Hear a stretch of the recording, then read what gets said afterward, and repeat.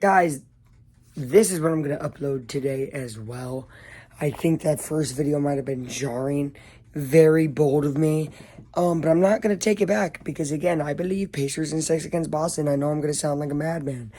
But what I really want to mention with the Timberwolves just beating the Nuggets is nobody had the Timberwolves or Pacers in the Eastern and West Conference Final at the beginning of the year. Nobody did. Okay, other than Timberwolves fans and maybe Pacer fans, right?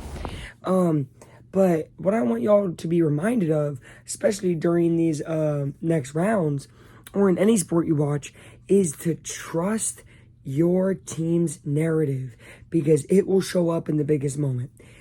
Timberwolves, best defensive team in the league all year, right? Boom.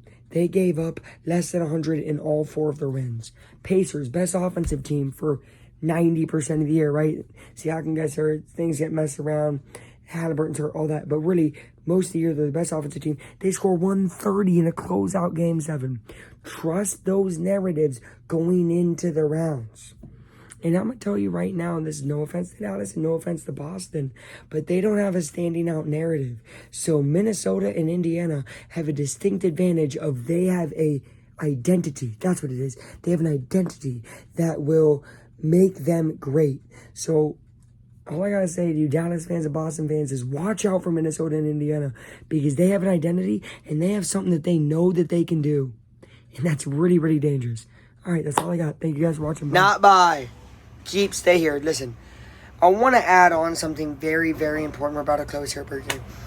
A key detail I missed is they're both young, inexperienced, sort of, those certain players, teams that have nothing to lose, and that's dangerous. Like, super dangerous, because not only do they have a narrative and they have an identity, but they have nothing to lose. You add those 3 together, and I already picked the Pacers, but you guys have basically seen I'm picking the Timberwolves against the Mavericks. These 2 teams have something special and are on special runs. If both of them don't make it, at least one of them will. Don't just think that it's going to be chalk Luka versus Tatum. It won't be, and I'm telling you that right now. Narratives and identities are huge in not only the NBA, but in life. Think about it. Later, guys, and that is an actual goodbye. After that time, out.